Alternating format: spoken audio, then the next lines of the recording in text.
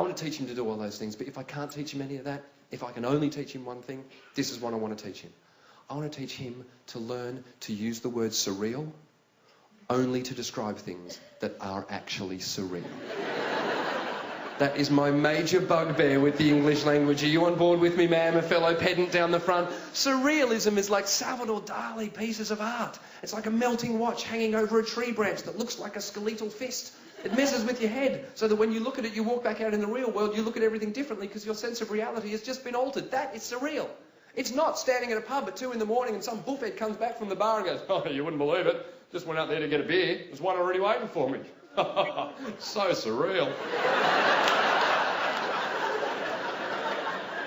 I read an article written by a British Airways stewardess in which she described how drunk they used to get on overseas flights. I kid you not. The article finished with her using the phrase, at one point I found myself slumped over the toilet bowl in a stewardess outfit with a captain's hat on my head and an empty bottle of tequila next to me.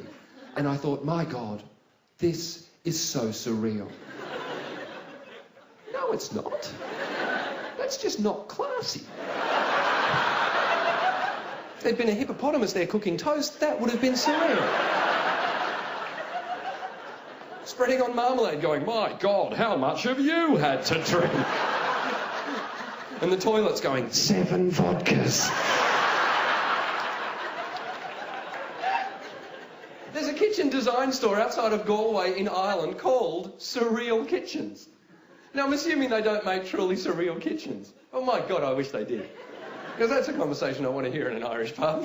So, Paddy, how's the new kitchen going? Oh, you wouldn't believe it, Jerry. There's a revolving head of John the Baptist in the oven.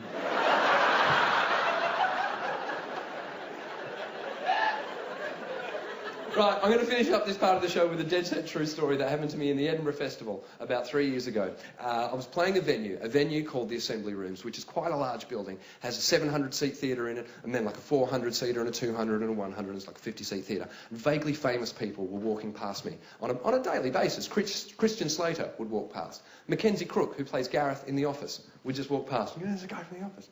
Nancy Cartwright would walk past. Don't you know who Nancy Cartwright is? She's the woman that does the voice of Bart Simpson on The Simpsons. I don't know if you knew that. It's a 50-year-old woman does the voice of Bart Simpson. It's a bit bizarre. It's not surreal. I'm standing in the bar after my show this day. I'm having a quiet drink. This guy walked out of a show and collapsed in the middle of the bar. No one saw it. We just heard it. We're all sitting there, and suddenly this guy's gone thump. Straight away, the guy next to him has come to his assistance. This guy in his mid-50s, lying on the floor. This guy next to him's gone, oh, God, right, move away. Everyone move away. Give him some air. Help me roll him on his side. Can you help me roll him on his side? I need to get him on his side. Donkey, what are you doing here?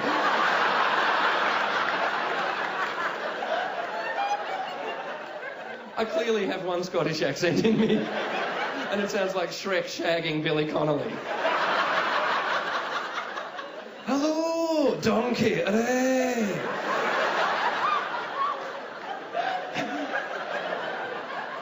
So the guy's going, right, roll him on his side, he needs to be on his side. While this is going on, the first aid guy from the venue came up the stairs, massive guy, bald shaven head, just walked up and went, right, I'll take over from here.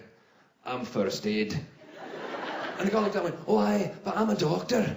He went, aye, but I'm first aid. It's like the toughest first aid guy I've ever seen. I'm sure he didn't even resuscitate people. I'm sure he just went, you, get up, now. The guy's going, I'm a doctor, I'm putting him on his side. He went, I'm first aid, he should be on his back. I went, no, he should be on his side. He went, on his back. And the doctor went, well, I'm putting him on his side. At which point the first aid guy walked away, pulled out his little mic and went, security to level 2, security. 2 massive security guards came running up the stairs, picked up the doctor under his armpits, and just carried him backwards out of the room. And he's going, I'm a doctor! I'm the only person that can help! While this was going on, a woman, also in her 50s, stepped over the guy's body, came over to me and went, I'm terribly shallow, aren't I? So I beg your pardon? So I'm terribly shallow, but you're Adam Hills, aren't you? Yes, I am. She said, oh, we loved your show. Thanks very much.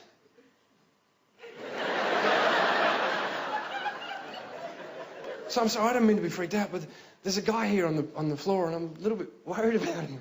She said, I'm worried about him too. That's my boyfriend. I said, what do you mean, that's my boyfriend? I said, what happened? She said, I don't know. We walked out of the show and he just collapsed on the floor. I said, well, who was the guy that was working on him? That was his best friend. He's a doctor.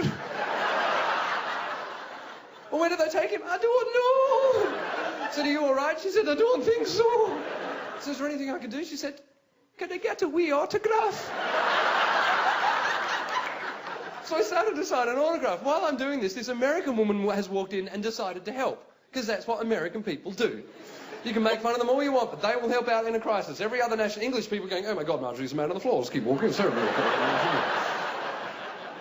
Aussies are sticking the boot in. Only an American would see someone in trouble and go, oh my God, I can save the day. All day can you be?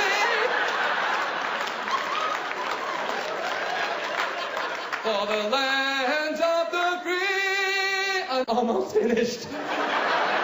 And the home of the brave. Actual results may vary.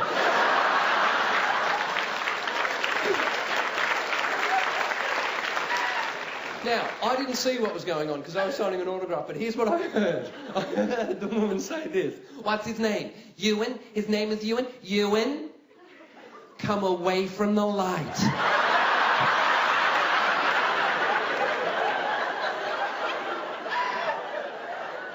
Ewan, can you hear me? Come away from the light. Now, I turned around for two reasons. Firstly, that's kind of funny. Secondly, it sounded kind of familiar. I worked out why it sounded familiar when I turned around. It was Nancy Cartwright. The woman who is the voice of Bart Simpson had walked out of her show, seen someone in trouble, decided to help. Here's the first weird thing. She sounds a bit like Bart.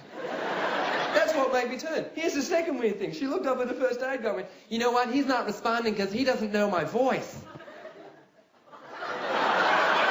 I know, I'll talk to him in a voice he'll recognise. Oh my God. This guy has walked out of a venue, collapsed in the middle of a public bar. His best mate, who's the only doctor in the building, has been picked up and carried away by security guards. His girlfriend has stepped over his prone body to ask me for an autograph, and now Bart Simpson is telling him to come away from the light.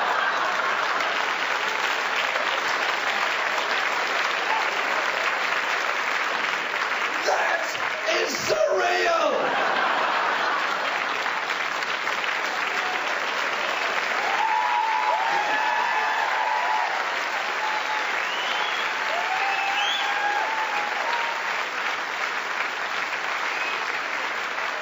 You know what? I went back to the Edinburgh Festival the following year, and I told that story on stage as part of the show. And one night this guy in the crowd stood up in the second section and went, Adam! I went, yes. He went, I'm Ewan!